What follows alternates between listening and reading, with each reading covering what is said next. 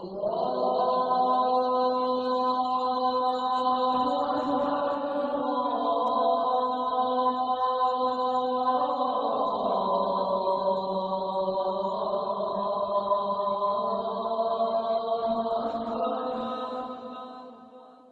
باشعور اور درد مند مسلمان یہ سوچنے پر مجبور ہے کہ موجودہ زوال، انتشار، انحطاط اور زبوں حالی کی کیا وجہ ہے اور اس پستی سے نکلنے کا کیا طریقہ ہے۔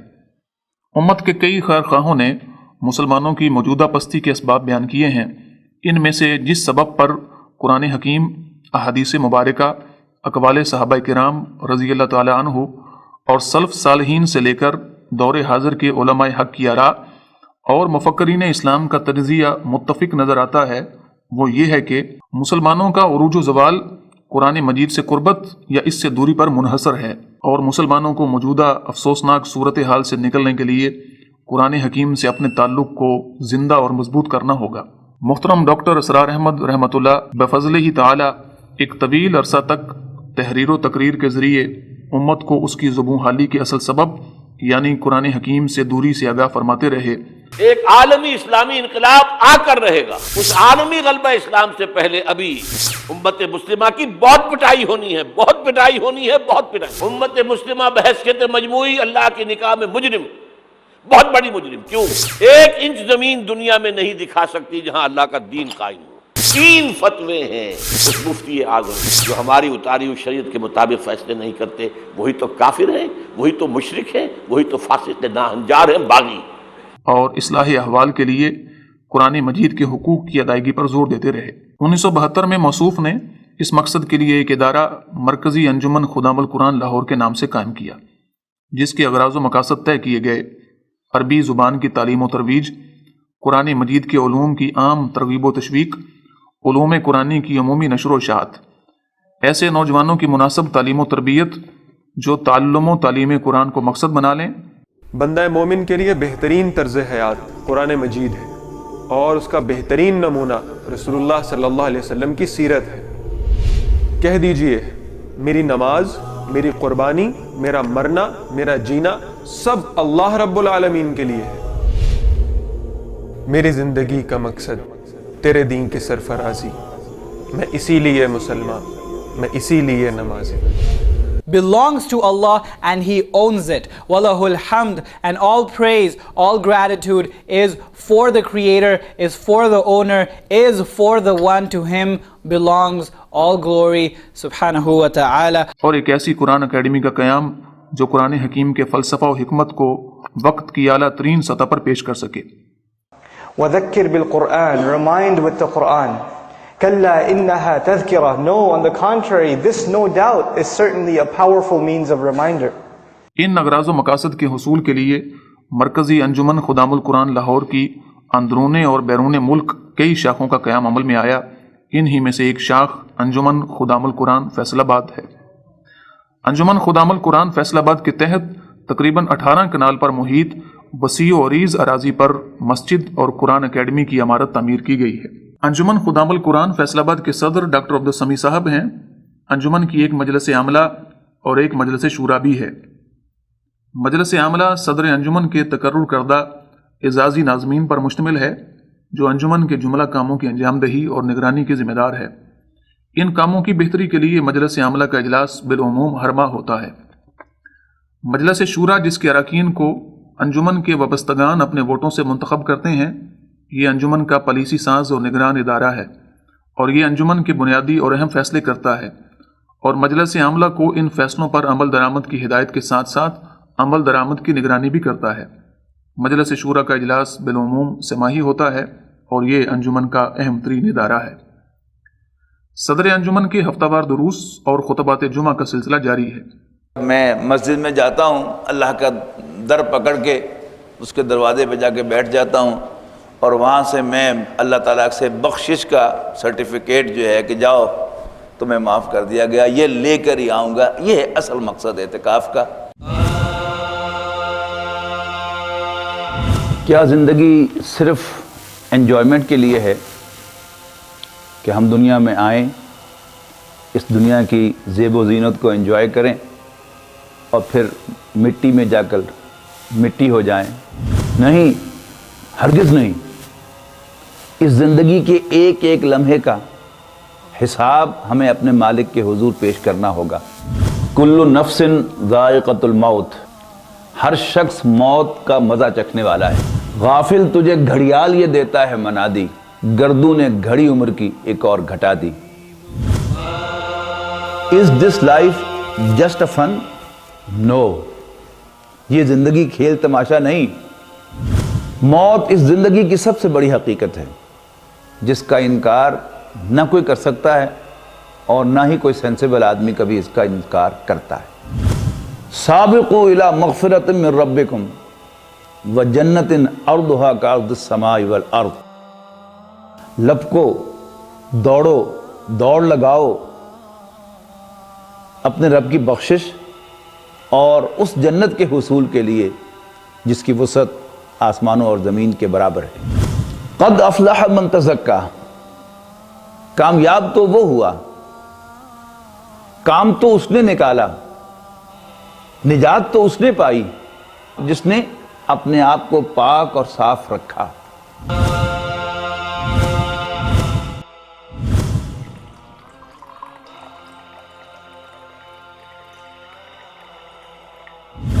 یریدون لیطفئوا نور اللہ بافواہہم، یہ چاہتے ہیں کہ اللہ کے چراغ کو، اللہ کی روشنی کو اپنی پھونکوں سے بجھا دیں. واللہ متم نورہ ولو کرہ الکافرون، جبکہ اللہ تعالیٰ تو اپنے نور کو مکمل فرما کے رہنے والا ہے، خواہ یہ کافروں کو کتنا ہی ناگوار گزرے. یا ایھا الذین آمنوا لم تقولون ما لا تفعلون، ایمان والو کیوں کہتے ہو جو کرتے نہیں ہو. زبان سے اللہ اکبر کی صدائیں دیتے ہو لیکن عملاً اللہ تعالیٰ کو بڑا کرنے کے، اس کی حکمرانی کو قائم کرنے کے لیے کوئی جد و جہد نہیں کرتے. پرواز ہے دونوں کی اسی ایک فضا میں، کرگس کا جہاں اور ہے شاہی کا جہاں اور. الفاظ و معانی میں تفاوت نہیں لیکن ملا کی اذاں اور مجاہد کی اذاں اور. درد دل کے واسطے پیدا کیا انسان کو، ورنہ طاعت کے لیے کچھ کم نہ تھے کروبی. وما خلقت الجن والانس الا لیعبدون، میں نے جنوں اور انسانوں کو صرف اس لیے پیدا کیا کہ وہ میری عبادت کریں. بندگی اور اطاعت کا تقاضا انسانوں سے کیا ہے، نہ پتھروں سے کیا، نہ پہاڑوں سے کیا، نہ سورج اور چاند سے کیا، نہ پودوں سے کیا، نہ جانوروں سے کیا. ایک اسپیکٹ ہے اللہ تعالیٰ کے احکام کو ماننا، اس میں تو نہ چون کی گنجائش ہے نہ چرا کی. ہم یہ جاننے کی کوشش کریں گے کہ انسان کی اصل حقیقت کیا ہے، اللہ تعالیٰ نے اسے دوسری مخلوقات سے کیسے مختلف بنایا ہے اور اس سے اصل تقاضا کیا ہے. دنیا کے اے مسافر منزل تیری قبر ہے، منزل تیری قبر ہے. رمضان المبارک میں نماز تراویح کے ساتھ دورہ ترجمہ قرآن کا اہتمام بھی ہوتا ہے. مردوں کے لیے مسجد اور خواتین کے لیے علیحدہ باپ پردہ بیسمنٹ ہال کا اہتمام کیا گیا ہے. دور و نزدیک سے خواتین و مرد حضرات شرکت فرماتے ہیں. السلام علیکم، میرا نام ندیم ہے. میں ایک پروفیشنل ایک بینکر ہوں. یہاں ہر کلاس میں آنے کے بعد یہی محسوس ہوتا ہے کہ ہمیں کچھ بھی نہیں پتہ. پہلے کی جو ہماری زندگی ہے یا پہلے جو ہمیں نالج ہے، انفارمیشن ہے، وہ تقریباً اندھیرے میں اور جہالت کی ایک ہم زندگی گزار رہے تھے. تو اب انشاءاللہ تعالیٰ کافی امپرومنٹ آ رہی ہے، کافی بہتری آ رہی ہے. تو دوستوں کو بھی یہ ریکمینڈ کروں گا کہ اس میں لازمی شمولیت اختیار کریں. السلام علیکم، میرا نام صہیب سعید ہے اور بائی پروفیشن جو ہے میں انجینئر ہوں. یہاں آ کے جو فائدہ ہوا یہاں آنے کا وہ یہ تھا کہ بہت سارے ایسے کانسیپٹس جو تھے آپ کو نارمل لائف میں جو فیس ہوتے ہیں، مطلب اگر آپ پکی نیت کریں تو آپ یہ آبزرو کرتے ہیں کہ آپ کے ہر کویسچن کا آنسر آٹومیٹیکلی نیکسٹ کلاس میں ہوتا ہے. اور میرے ساتھ پرسنلی یہی ایکسپیرینس جو رہا ہے. میں کافی سالوں سے قرآن اکیڈمی آ رہا ہوں اور کافی جگہ پہ مطلب قرآن کو پڑھنے اور سننے کا موقع ملتا ہے، لیکن جس طریقے سے قرآن کو ترجمے کو پڑھایا اور سمجھایا اس جگہ پہ جاتا ہے وہ مجھے کم ہی کہیں اور نظر آیا ہے. دنیا کی تعلیم میں تو ماشاءاللہ ہم کافی کوشش کرتے ہیں، لیکن زندگی کو بہتر بنانے کے لیے قرآن کو سیکھنا اس سے کہیں زیادہ ضروری ہے. تو مجھے یہاں پہ آ کے بہت مزہ آیا اور میں ہر روز ایک نئی یہاں سے روشنی لے کے جاتا ہوں. اس سے مجھے بہت زیادہ ہدایت ملی، روشنی ملی. میں کوشش کروں گا کہ میں اس کو آئندہ اپنی زندگی میں لائف سٹائل میں اس کو لے کے آؤں، اور دوسرے دوستوں سے بھی ریکویسٹ کروں گا کہ وہ اس چیز کو جوائن کریں اور جس طرح بھی ہو سکے قرآن کو زیادہ سے زیادہ انڈرسٹینڈنگ کریں تاکہ ان کی زندگی میں آسانیاں پیدا ہوں. موجودہ دور میں ہم مسلمانوں کا بہت بڑا المیہ یہ ہے کہ جو لوگ جدید تعلیم حاصل کرتے ہیں اور اپنی زندگی کے کئی سال اسکولوں کالجوں کی تعلیم میں صرف کر دیتے ہیں، وہ بالعموم دینی تعلیم سے بالکل ناواقف ہوتے ہیں. ایسے مرد اور خواتین جو جدید تعلیم حاصل کر چکے ہوں، ان کے لیے شام کے اوقات میں ہر طبقے کے لوگ، تاجر، ملازم پیشہ اور کاروباری حضرات کے لیے 1 سالہ رجوع الی القرآن کورس منعقد کیا جاتا ہے، جس سے دینی اور روحانی تربیت ہوتی ہے. اور اس کے علاوہ گرمیوں کی چھٹیوں میں نوجوانوں کے لیے شارٹ کورس رجوع الی القرآن کے نام سے منعقد کیا جاتا ہے، جس سے طلباء قرآن مجید کے علوم سے استفادہ کرتے ہیں. قرآن اکیڈمی کے شعبہ سم و بصر کے تحت جدید سہولیات سے آراستہ اسٹوڈیو میں دروس قرآنی اور دینی لیکچرز کی ریکارڈنگ، ایڈیٹنگ اور نشر و اشاعت کا کام کیا جاتا ہے.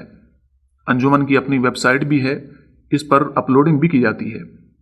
میڈیا کی اہمیت کو سمجھتے ہوئے 15 روزہ فری ملٹی میڈیا کورس کا اہتمام سال میں ایک بار ہوتا ہے، جس میں کالج اور یونیورسٹی کے طلباء کورس کے لیے آتے ہیں. اس کورس کا مقصد ملٹی میڈیا کے ذریعے علوم قرآنیہ عوام الناس تک بہم پہنچانا ہے. اس کورس میں بتایا جاتا ہے کہ میڈیا کا کردار اور اسلام دشمن قوتیں کس طرح ملٹی میڈیا کا استعمال کرتے ہوئے ہماری برین واشنگ کر رہی ہیں اور اپنے دیے ہوئے کلچرز کو نوجوانوں کے اندر انٹرنیٹ اور موبائل فون کے ذریعے سے متعارف کروا رہی ہیں، اور شیطان اپنے کانسیپٹ کس طرح لوگوں کے دماغوں کے اندر ٹھونس رہا ہے، اور ہمیں بھی ان کے کانسیپٹ کا مقابلہ ان کے اینٹی کانسیپٹ سے ہی دینا ہوگا. مسکنسیپشنز کہاں پہ آ رہی ہیں ملاٹوں کی؟ ملٹی میڈیا پہ. دجال کون ہے؟ Multi media.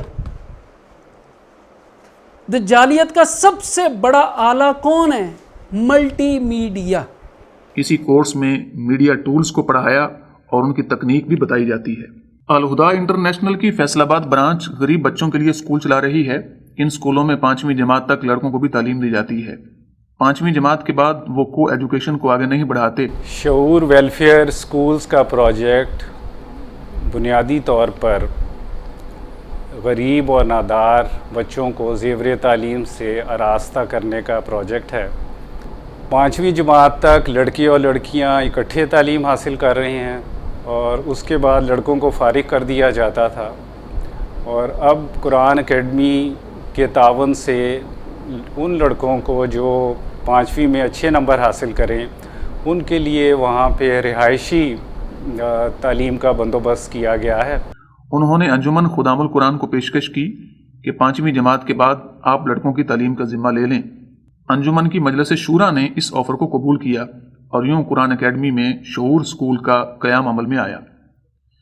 انیشیلی الہدا کی خواتین نے اس پروجیکٹ کو اسپانسر کیا، لیکن رفتہ رفتہ انجمن خود اس کے اخراجات اپنے ذمے لینے کی کوشش کر رہی ہے.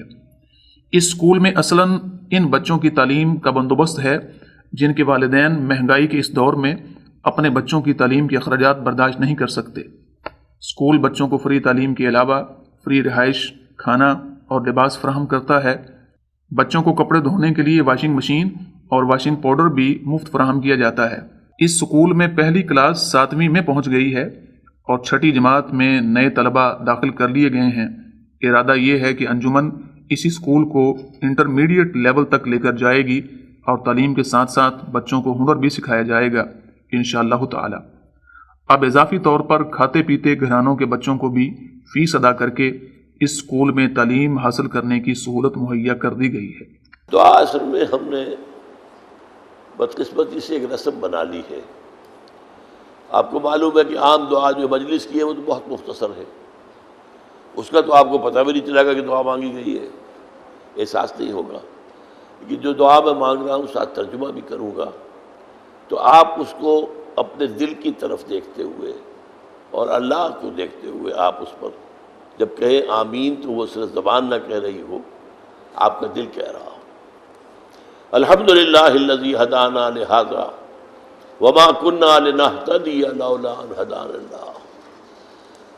کل حمد، کل شکر، کل ثنا، کل تعریف اس اللہ کے لیے ہے جس نے ہمیں ہدایت بخشی، اور ہم ہرگز ہدایت یافتہ نہ ہو سکتے اگر اللہ ہی ہمیں ہدایت نہ دیتا۔ یہ اسی کا فضل ہے، اسی کا کرم ہے۔ منت منے کی خدمت سلطان ہمیں کنی، منت شناس ازو کہ بخدمت میں داشتت۔ کبھی بادشاہ پر احسان نہ دھرنا کہ تم اس بادشاہ کی خدمت کر رہے ہو، بادشاہ کا احسان مانگو کہ اس نے تمہیں اپنی خدمت کے لیے قبول کیا ہے۔